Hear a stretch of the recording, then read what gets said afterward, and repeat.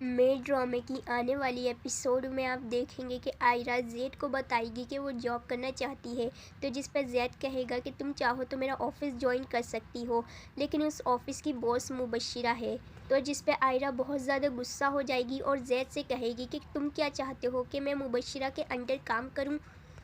تو جس پہ زید کہے گا کہ تم وہاں پر کام کرنے جا رہی ہو، مبشرہ سے لڑنے نہیں جا رہی ہو۔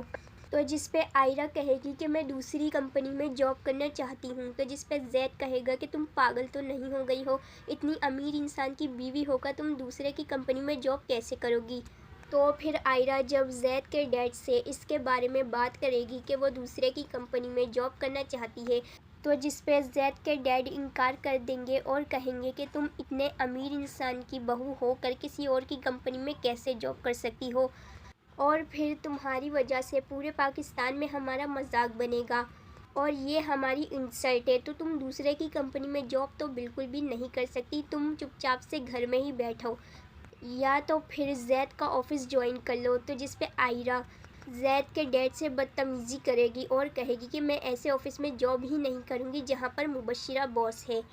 اور پھر آئرہ کی فرمائشیں دن بدن بڑھتی ہی جائیں گی، جس کو دیکھ کر زید بہت زیادہ پریشان ہو جائے گا، اور زید کو اس طرح سے پریشان دیکھ کر زید کے ڈیڈ کہیں گے کہ میں نے تمہیں پہلے ہی کہا تھا وہ تم سے پیار نہیں کرتی بلکہ تمہارے پیسوں سے پیار کرتی ہے۔ اور دن بدن آئرہ اور زید کی لڑائیاں بھی بڑھتی ہی جائیں گی،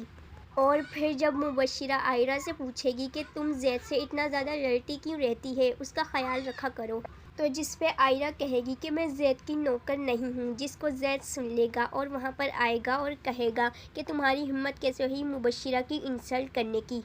ابھی اسی وقت مبشرہ سے معافی مانگو۔ جس پہ آئرہ منع کر دے گی اور زید سے لڑتی ہی رہے گی، جس کے بعد زید آئرہ کو چھوڑ دے گا اور مبشرہ کے پاس چلا جائے گا اور اس سے معافی مانگے گا اپنے کیے کرائے کی۔